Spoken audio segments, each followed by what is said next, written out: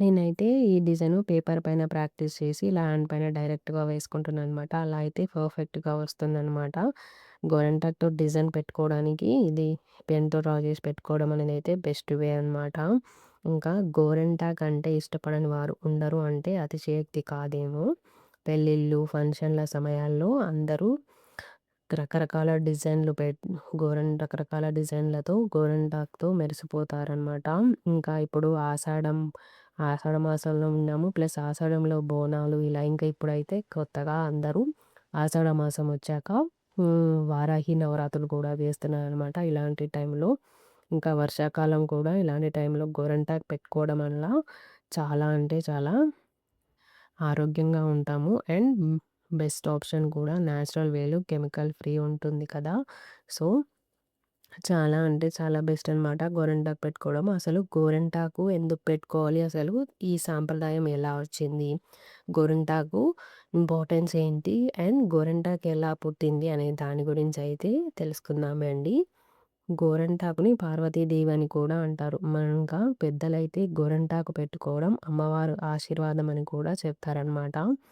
ఇంకా పార్వతీదేవి రుధిరాంశతో జన్మించింది గోరింటాకనమాట. అంటే అదెలా అంటే గౌరీదేవి బాల్యంలో చెలికత్తెలతో కలిసి వనంలో ఆడుకుంటుండగా తన కాలికి ముళ్ళు గుచ్చుకొని బ్లడ్ అనేది వస్తుంది కదా! ఆ రక్తపు చుక్కలు నేలను తాకిన వెంటనే ఆ రక్తపు చుక్కలు మొక్కగా మారుతాయన్నమాట. ఈ వింతను చూసిన చెలికత్తెలు పర్వతరాజుకి చెప్తారు. పర్వతరాజు సతీ సమేతంగా ఈ వింతను చూసేందుకు వస్తాడు. అంతలోని పెద్ద చెట్టు అయిన ఈ వృక్షాన్ని చూస్తాడనమాట. అప్పుడు గౌరీదేవి అడుగుతుంది, "నా వలన లోకానికి ఏదైనా ఉపయోగం కలదా?" అని ప్రశ్నిస్తుందనమాట. ఇంతలో పార్వతీదేవి తన చిన్నతనపు చెలికత్తెలతో కలిసి ఆ వనంలో ఆడుకుంటూ ఈ వృక్షం ఉన్న సైడు వస్తుందనమాట. ఆ వృక్షాన్ని చూసి ఆకుల్ని కోస్తుంది. కోసిన వెంటనే పార్వతీదేవి చేతులనేది ఎర్రగా మారుతాయన్నమాట. దీంతో పార్వతీదేవి తల్లిదండ్రులు అయ్యో! బిడ్డ చేతులు కందిపోయాయి అని బాధపడుతుండగా, వెంటనే పార్వతీదేవి నాకేదేమైనా బాధ కలగలేదు. పైగా నాకు ఇది చేతులకు అలంకారంగా కనిపిస్తుందని చెప్పి అంటుందన్నమాట. దీంతో పర్వతరాజు హిమవంతుడు స్త్రీలకి సౌభాగ్య చిహ్నంగా మానవలోకంలో ఈ వృక్షం మానవలోకంలో ఈ వృక్షంగా ప్రసిద్ధి చెందుతుందని చెప్పి ఆ వృక్షానికి ఆశీర్వదిస్తాడనమాట. అదిగా గౌరీదేవికి ఇష్టమైన వృక్షంగా ఆ పేరు మీదుగా గౌరంటాకు ఈ వృక్షాన్ని పిలిచేవారనమాట. ఇంకా అది కాస్త కాలక్రమేణా అలంకారంగా అంటే చేతులకి, కాళ్ళకి పెట్టుకోవడంతో గోరింటాకుగా మారిపోతుంది. అంతేకాదు గౌరీదేవి నీ వర్ణం కాళ్ళు, చేతులు అలంకరణ వస్తువుగా ఉపయోగపడుతుంది కనుక ఇదే నీ జన్మకు సార్థకత అని ఆ వృక్షానికి వరం కూడా ఇచ్చింది.